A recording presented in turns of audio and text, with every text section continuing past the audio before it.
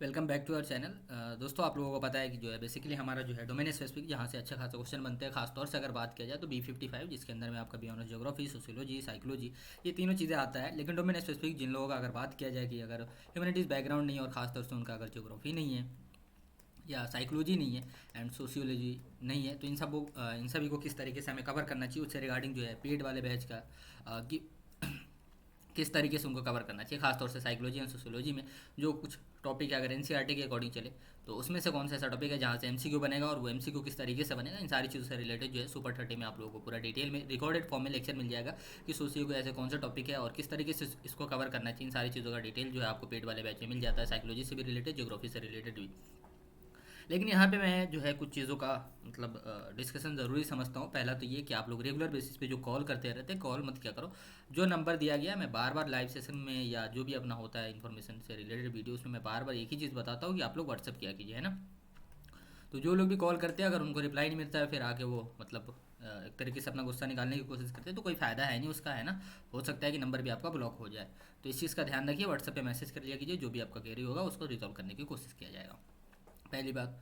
दूसरी बात ये कि डोमेन स्पेसिफिक उसको किस तरीके से कवर करें, तो इसके लिए भी डिस्कशन ज़रूरी है कि डोमेन स्पेसिफिक को किस तरीके से आप कवर कर सकते हैं। एंड साथ ही साथ ये है कि सुपर 30 बैच किस तरीके से हम ज्वाइन कर सकते हैं ना। तो सबसे ज़्यादा जो है क्वेरी यही है कि डोमेन स्पेसिफिक की तैयारी किस तरीके से कर सकते हैं, सुपर 30 किस तरीके से ज्वाइन कर सकते हैं। और साथ ही साथ जो है बच्चों का है कि लास्ट ईयर कट ऑफ क्या गया हुआ था और जो क्वेश्चन का लेवल है वो क्या होता है। तो इन सारी चीज़ों से रिलेटेड मैं आपको सजेस्ट करूँगा कि प्रीवियस वीडियोज़ वगैरह को देखिए, खासतौर से लाइव सेशन को देखिए, उससे आपको आइडिया लग जाएगा।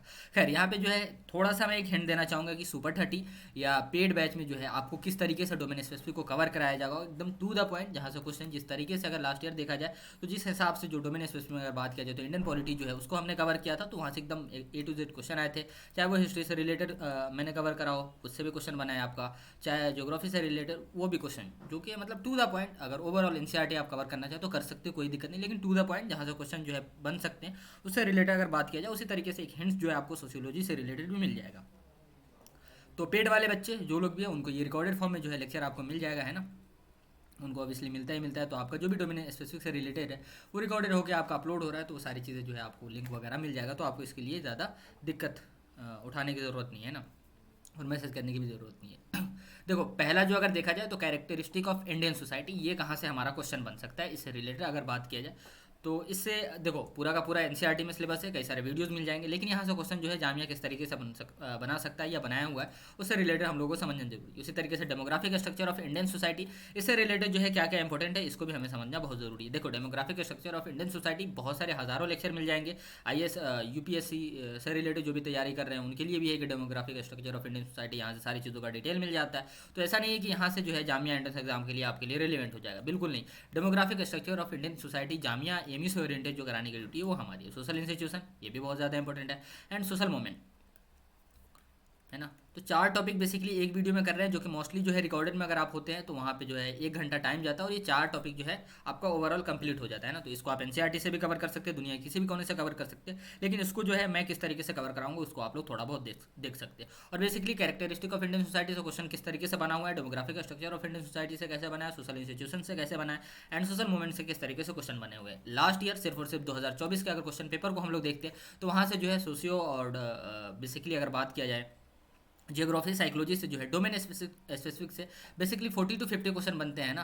तो ये बहुत ज़्यादा इंपॉर्टेंट है हमारे लिए, है ना। अगर ह्यूमैनिटीज़ बैकग्राउंड आपका नहीं है फिर भी आपको तैयारी करना पड़ेगा, अगर ह्यूमैनिटीज़ बैकग्राउंड है तब भी आपको जो है टू द पॉइंट कवर करना पड़ेगा। देखो, सबसे पहले अगर कैरेक्टरिस्टिक ऑफ हम लोग इंडियन सोसाइटी करते हैं तो उसमें सबसे पहले 2-3 चीज़ें हमें कवर होना चाहिए कि सोशल रिलेशन हमारा क्या होता है एंड हमारा सोसाइटी क्या होता है ना। और उसके बाद में इंस्टीट्यूशन एंड सोशल रिलेशन के बीच में जो हमारा एक पैटर्न बनता है उसको हम लोग क्या बोलते हैं, ये सारी चीज़ों का कॉन्सेप्ट आपका क्लियर होना चाहिए। बेसिकली हमारा सोसाइटी क्या है, देखो ये पूरा का पूरा जो है यहाँ पर आपको एक सर्कल दिख रहा होगा, ये पूरा हमारा सोसाइटी है ना।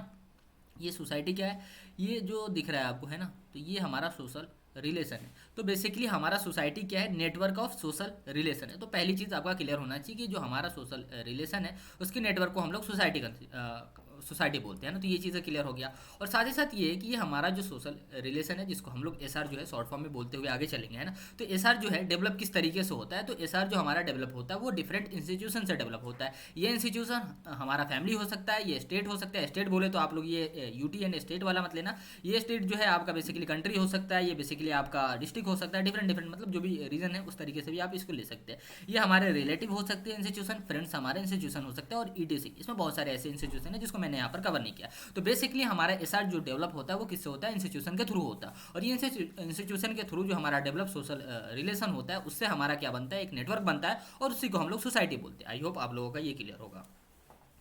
तो बेसिक क्लियर रखना यहाँ से कि सोसाइटी किसको बोलते हैं एंड एसआर किसको बोलते हैं एंड हमारा इंस्टीट्यूशन क्या होता है। आगे जो है बेसिकली हम लोग सोशल इंस्टीट्यूशन को कवर करेंगे, तो उसमें सारी चीज़ें जो है आपका डिस्कशन होगा ही होगा।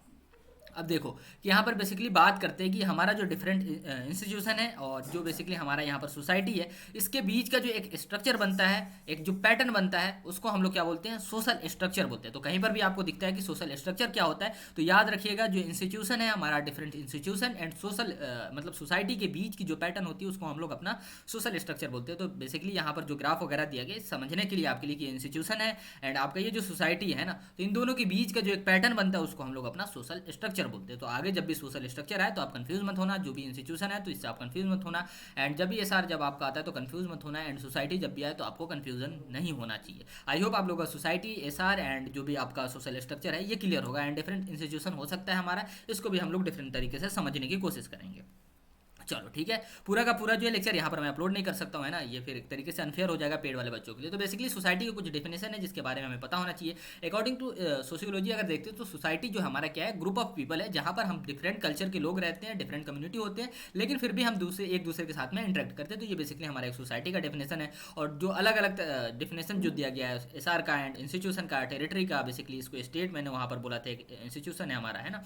तो इसका जो है डेफिनेशन जिसके बारे में मैंने यहाँ पर प्रीवियस स्लाइड में डिस्कशन किया था, तो ये सारी चीज़ों का एक डेफिनेशन है जिसके बारे में आपको आइडिया होना चाहिए। पीडीएफ आपको मिल जाएगा इसका, है ना, पेड वालों को।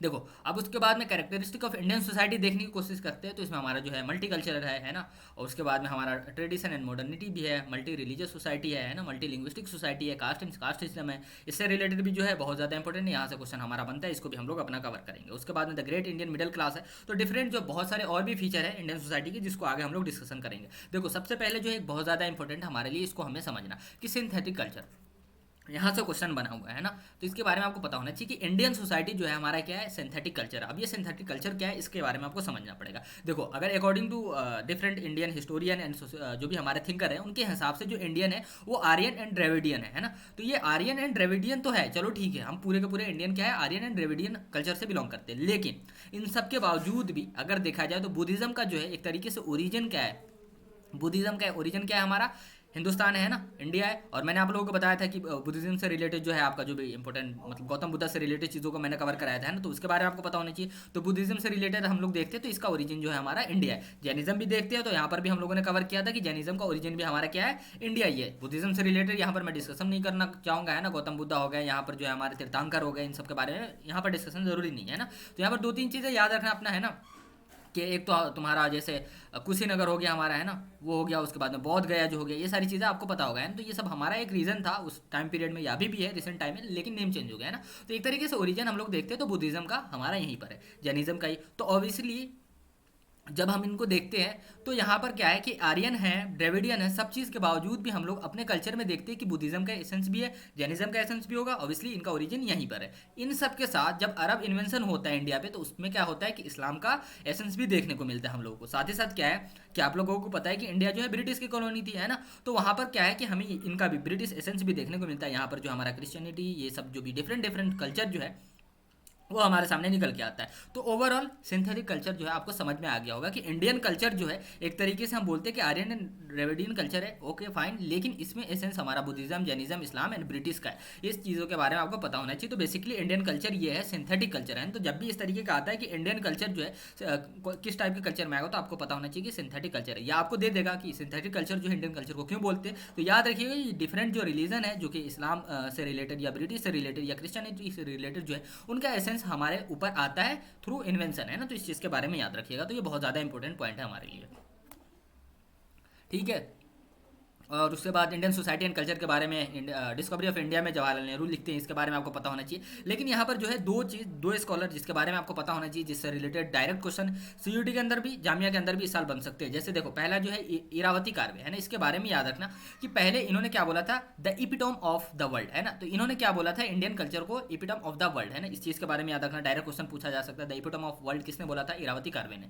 एंड ऑसवाल्ड स्पेंजलर एंड टोएनबी, दो नेम याद रखना, ऑसवाल्ड स्पेंजलर एंड टोएनबी। इन्होंने क्या किया था इसके बारे में देखो, इन्होंने क्या किया था कि 30 डिफरेंट सिविलाइजेशन पे स्टडी किया। एंड टोएनबी जो थे, इन्होंने 19 डिफरेंट सिविलाइजेशन पे स्टडी किया। और इन सब के बाद क्या बताया इन्होंने कि India for its religious dominance, मतलब ऑसवाल्ड स्पेंजलर एंड टोएनबी के हिसाब से ये था कि इंडियन कल्चर में रिलीजन का जो डोमिनेंस है वो देखने को मिलता है ना। देखो, ऐसे ही नहीं बोल दिया इन्होंने, 30 डिफरेंट सिविलाइजेशन को इन्होंने स्टडी किया। इन्होंने 19 सिविलाइजेशन को स्टडी करने के बाद बोला कि इंडियन कल्चर में आप लोगों को जो है रिलीजियस डोमिनेंस देखने को मिलता है। तो ऑब्वियसली यहाँ पर भी हम लोगों ने देखा, क्यों, क्योंकि सिंथेटिक कल्चर है हमारा। तो ये वाली चीज़ें जो है बहुत ज़्यादा इंपॉर्टेंट है। एंड साथ ही साथ जो है जवाहरलाल नेहरू की इस बुक के बारे में आपको पता होना चाहिए, इरावती कार्वे के बारे में पता होना चाहिए, ऑसवाल्ड स्पेंजलर के बारे में, एंड टोएनबी के बारे में, है ना। तो ये चीज़ें याद रखना। एंड यहाँ पे किस तरीके से क्वेश्चन बन सकता है ये भी देखो, ये तो डायरेक्ट पूछा जा सकता है कि इसमें से मतलब 4 ऑप्शन दे देंगे और ये पूछा जाएगा कि आपसे इसमें से कौन ऐसे स्कॉलर थे जिन्होंने 30 डिफरेंट सिविलाइजेशन पे स्टडी करने के बाद क्या स्टेटमेंट दिया था। तो याद रखिएगा कि रिलीजियस डोमिनेंस का स्टेटमेंट ऑसवाल्ड ने दिया था 30 डिफरेंट सिविलाइजेशन पे करने के बाद में।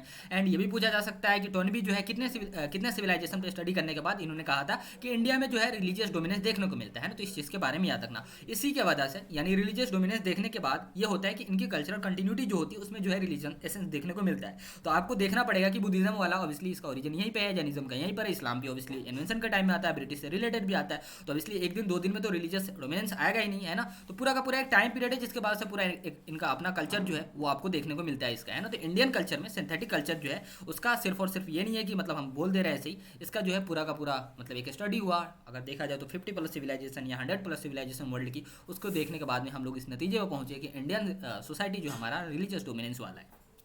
क्लियर है यहाँ तक। अब देखो यूनिटी है, सबको पता है ये फीचर के बारे में, है ना। यूनिटी का मतलब क्या होता है, इंटीग्रेशन, है ना। अब देखो कि ये एक तरीके का सोशियो साइकोलॉजिकल कंडीशन है जिसमें डिनोट किया जाता है सेंस ऑफ वननेस एंड बीनेस। देखो जैसे हम लोग अपना इंडियन कॉन्स्टिट्यूशन पढ़ते हैं और उसमें हमारा प्रियम्बल वाला पार्ट आता है, तो उसमें हम लोग क्या देखते हैं, वीनेस यानी we the people of India, है ना। तो ये सारी चीज़ आप देखो इंडियन पॉलिटी पे अगर हम लोग जाते हैं अपना, है ना, इंडियन कॉन्स्टिट्यूशन पे या प्रियम्बल पे, तो बेसिकली 42nd अमेंडमेंट हमारा आता है। फिर उसके बाद में जो हमारी बहुत सारी चीज़ें निकल के आती है कि उसमें अमेंडमेंट होता है ना, लिबर्टी इक्विटी फर्टर्निटी, उन चीज़ों को हम लोग अपना उसमें ऐड करते हैं उस अमेंडमेंट के थ्रू। एंड साथ ही साथ जो है लिबर्टी जो फर्टर्निटी जो है ये एक तरीके से हम लोग फिर फ्रेंच रेवोल्यूशन में जाते हैं। तो एक तरीके से यहाँ पर जो है पूरा का पूरा हमारे पास में निकल के आता है सोशल मूवमेंट्स वाला पार्ट, है। तो वो सारी चीज़ों को भी हमें कवर करना पड़ता है। लेकिन यूनिटी जो है इसके बारे में हमें समझना पड़ेगा। इमाइल डर्किम, है ना, इनके बारे में जो है थोड़ा सा आपको पता होना चाहिए। देखो इन्होंने क्या कहा था कि मैकेनिकल एंड ऑर्गेनिक सोलिडारिटी जो है, इन्होंने एक पूरा का पूरा एक थ्योरी दिया था फंक्शनलिज्म का, कि किस तरीके से अगर कोई डेथ हो रहा है तो उसके पीछे जो है मतलब हम कह देते हैं कि चलो डेथ का रीजन जो है उनकी तबीयत खराब थी, हो सकता है कि हार्ट अटैक आ गया हो, है ना, या हो सकता है कि किडनी फेलियर हो गया हो। लेकिन इनका मानना था, इमाइल डार्कहाइम का इनका मानना था कि बेसिकली जो है एक्सटर्नल फैक्टर भी हमारे होते हैं, है ना। तो उसको हम लोग स्टडी नहीं करते या उसको हम लोग इग्नोर कर देते हैं। तो ये यूनिटी से रिलेटेड चीज़ें जो है यहाँ पर निकल के आता है। 2 टाइप्स ऑफ होता है, एक फॉर्मल होता है, एक अनफॉर्मल होता है। तो ये सारी चीज़ों के बारे में थोड़ा सा मैं आगे बताऊँगा, है ना। देखो यहाँ पे जो है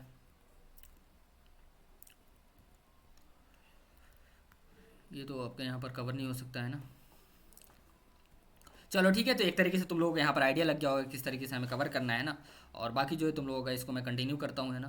तुम लोगों को वहाँ पर मिल जाएगा, पेड वालों को, है ना, गूगल ड्राइव पे जो भी लिंक मिलता है तुम्हारा मिल जाएगा। Thank you for watching everyone. इस तरीके से अगर आपको लगता है कि सुपर 30 में इस तरीके से आपको लेना चाहिए, और साथ ही साथ जो है हमारा करंट अफेयर जी सिर्फ यही नहीं है, मोस्टली जो है आपको 50 आवर+ जो है रिकॉर्डेड लेक्चर मिल जाता है, पीडीएफ नोट्स होता है उसमें, ना वो सारी चीज़ होता है। किसी का भी किसी भी तरीके का कोई भी क्वेरी हो 9891460883। हाँ, ज़रूरी नहीं है कि आप कोचिंग ज्वाइन करें हमारा, है ना। अगर आपको किसी भी तरीके का कोई भी PYQs वगैरह फ्री में चाहिए तो ये सारी चीज़ आपको प्रोवाइड हो सकता है। एंड यूपीएच यूनिप्रभ हब पे जाइएगा तो पूरा का पूरा एमसीक्यू जो है कुछ टाइप मैंने पूरा अपलोड कर दिया है, उसको भी आप लोग जाके मतलब अटेंड कर सकते हैं ना। वो सारी चीज़ें यहाँ पर अवेलेबल, जो भी चीज़ें पॉसिबल है कि फ्री ऑफ कॉस्ट जो है प्रोवाइड कराया जाए, तो वो चीज़ें आपको प्रोवाइड कराया जा रहा है, उससे आप बेनिफिट ले सकते हैं। और साथ ही साथ अगर आपको लगता है कि अपने ड्रीम यूनिवर्सिटी के लिए कुछ पेमेंट जो है आपको या एक तरीके से कुछ खर्च करना चाहिए, तो ऑब्वियसली यहाँ पर आप हमारे साथ आगे कनेक्ट हो सकते हैं। एंड जो भी जो है सोशियोलॉजी से रिलेटेड, साइकोलॉजी से रिलेटेड किस तरीके से हमें कवर करना चाहिए, क्या चीज़ें इंपॉर्टेंट, देखो यहाँ पर सारी चीज़ों का आइडिया नहीं लगा होगा, लेकिन एक चीज़ है कि दो चार चीज़ें यहाँ पर क्लियर हो गया होगा, है ना। और किस तरीके से थ्योरी को स्किप करना है और क्या चीज़ें हैं जिसको हमें याद रखना चाहिए, इन सारी चीज़ों से रिलेटेड जो है तुमको करना पड़ता है। ऑब्वियसली जो है एनसीईआरटी के दोनों बुक को अगर कवर करने जाते हो तो यहाँ पर जो है पूरा का पूरा तुम्हारे पास में 100 आवर जो है पूरा कवर करना पड़ता है। लेकिन ये पूरा जो है आपका ड्यूटी नहीं है ना, इसको किस तरीके से 5+ आवर में जो है मैं कवर करूँगा, है ना, उससे आपको जो है किस तरीके से एमसीक्यू अटेंड करना, इन सारी चीज़ों के बारे में आपको पता हो जाएगा। क्या क्या मेन पॉइंट है जिसके बारे में पता होना चाहिए, बेसिकली कौन से ऐसे थ्योरिस्ट है जिनके बारे में पता होना चाहिए, कि इनकी बुक के बारे में पता होना चाहिए। तो B55 वाले, खासतौर से B05 वाले भी आपको अगर लगता है कि आपका ज्वाइन होना चाहिए तो पॉलिटी वाले सेशन को आप देख सकते हैं। हमारे करंट अफेयर जीके जीएस वाले सेशन को भी आप देख सकते हैं। चलो ठीक है,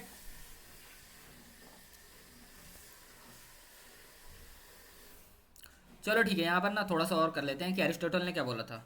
वैसे वो नहीं पाएगा, है ना, टाइम है नहीं। चलो ठीक है, किसी और दिन देखने की कोशिश करेंगे, बाकी आप लोग अपना ज्वाइन कर सकते हैं।